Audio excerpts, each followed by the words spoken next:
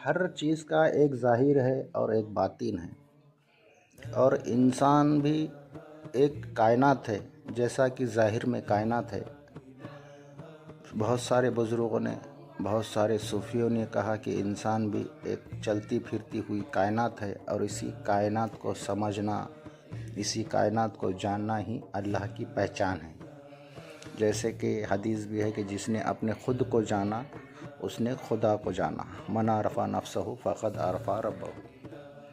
تو پھر ظاہر میں تو حضور صلی اللہ علیہ وسلم نے جو معراج کی وہ تو ہم ظاہر میں سنتے ہیں، لیکن وجود کی معراج کیسی؟ تو وجود کی معراج کو سمجھنے کے لیے پہلے ہم کو ہمارے وجود کے اندر اس مقامات کی پہچان کرنا پڑے گی جو معراج کے اندر ان مقامات کا بیان ہے. جیسے کہ جبریل علیہ السلام، پھر رسول صلی اللہ تعالیٰ علیہ وسلم، پھر براق، پھر مسجد حرام سے مسجد اقصیٰ، پھر رسول صلی اللہ علیہ وسلم نے سارے انبیاؤں کی امامت کی. پھر سدرۃ المنتہا پر پہنچے تو عقل رک گئی. جبریل نے کہا کہ اس کے آگے میں ایک قدم بھی نہیں چل سکتا. تو ان سارے تمام باتوں کو اپنے جسم کے اندر سمجھنے کے لیے چلو ہم تھوڑا اس کے بارے میں سمجھنے کی کوشش کرتے ہیں. جبریل علیہ السلام پیغام پہنچانے والے. تو انسان کے اندر دماغ اور دل، جیسا کہ تالو کا مقام دماغ ہے، جہاں پہ ساتواں نفس ہے جس کو عرش محلہ بھی کہتے ہیں. تو دماغ کا پیغام دل تک لانے کے لیے یہ عقل کا کام ہے. عقل دونوں کے بیچ میں کام کرتی، ایک دوسرے کو پیغام پہنچاتی. تو یہ ہے جبریل علیہ السلام کا مقام. اور انسان کے جسم کے اندر رسول صلی اللہ تعالیٰ علیہ وسلم کا مکان انسان کا ضمیر ہے. جیسا کہ اللہ تعالیٰ قرآن کے اندر فرما رہا ہے کہ میرا رسول تمہارے درمیان موجود ہے، ہر وقت تمہاری رہنمائی کرتا ہے. اب انسان کے اندر انسان کا ضمیر ہی ہے، ہر وقت وہ اندر سے ملامت کرتا ہے. اگر تم کچھ غلط کام کر رہے ہو تو اندر سے آواز آتی ہے کہ یہ کام مت کر، غلط ہے، اور اچھے کام کی ہدایت کرتا ہے. تو اس ضمیر کو کسی نے انتر آتما کہا، کسی نے آتما کی آواز کہا، کسی نے ضمیر کی آواز کہا. تو حضور صلی اللہ تعالیٰ علیہ وسلم کا مقام ہے انسان کا ضمیر. اور انسان کا ارادہ، اس کا خیال، اس کی رفتار اتنی تیز ہے، ایک پل میں وہ کہیں پر بھی پہنچ سکتا. ایک پل میں تم امریکہ کا خیال کرو وہ وہاں پر پہنچے گا. ایک پل میں تم کوئی بھی مقام کا خیال کرو وہ وہاں پر پہنچے گا. تو انسان کے خیال کی رفتار اس براق کے جیسی ہے. جیسا کہ براق کی رفتار اتنی تھی کہ ایک قدم پہلے آسمان پہ تو دوسرا قدم دوسرے آسمان پہ تو تیسرا قدم تیسرے آسمان پر. تو انسان کے جسم کے اندر براق کا مقام اس کا ارادہ، اس کا خیال ہے. اور مسجد حرام اور مسجد اقصیٰ، تو انسان کے دل کے اندر نفسانی خواہشات ہے، جس کو نفسانی خواہشات رکھنا حرام ہے.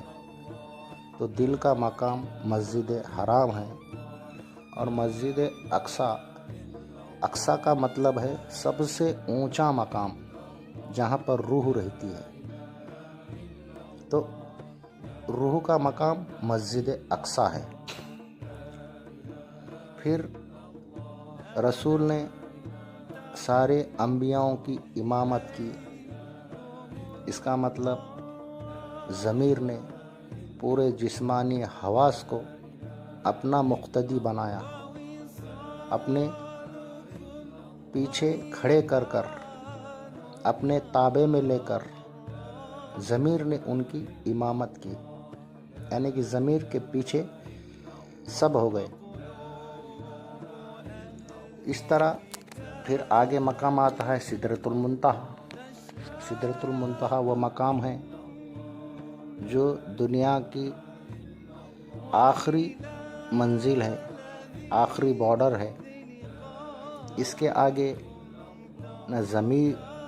نہ وجود کا سفر ہے، نہ عقل کا سفر ہے، نہ شعور کا سفر ہے، جیسا کہ جبریل نے کہا کہ میں اس کے آگے ایک قدم بھی نہیں بڑھ سکتا۔ تو اس طرح ہم چلو معراج کو سمجھنے کی کوشش کرتے ہیں۔ عقل نے آواز دی، چلو بلاوا آیا ہے، رب نے تمہیں بلایا ہے۔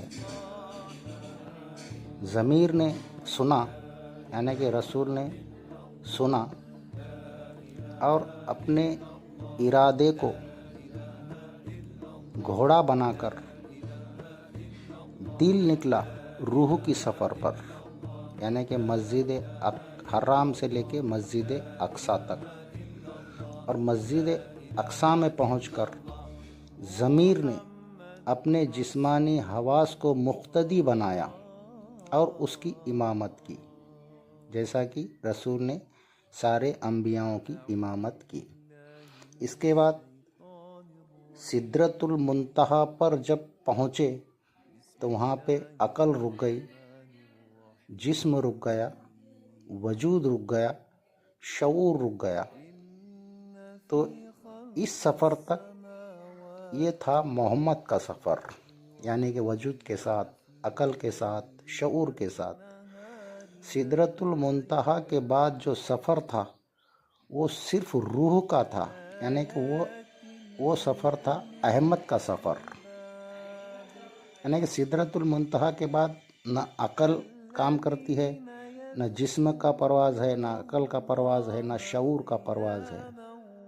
جیسا کہ انسان کی عقل کی ایک حد ہے اور اللہ انحد ہے، اور اللہ تعالیٰ خود قرآن کے اندر فرماتا ہے کہ میرا علم کسی کے احاطے میں نہیں آتا۔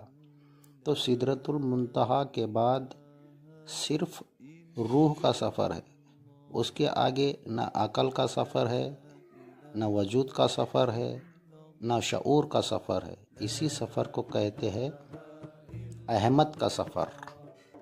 محمد کا سفر سدرۃ المنتہا تک ہے، احمد کا سفر سدرۃ المنتہا سے آگے ہے۔ تو اس طرح ہر انسان کو اپنی معراج کا سفر شروع کرنا ضروری ہے، اور اسی میں اس کی نجات ہے۔ جب تک وہ اپنے معراج کو پوری طرح مکمل نہیں کرتا، جب تک وہ قید میں ہے، اس کو نجات نہیں مل سکتی، جس کو کسی دوسرے دھرم نے، دوسرے مذہب نے مکتی کہا، موکش کہا۔ تو ہر انسان کو یہ سفر پورا کرنا ضروری ہے۔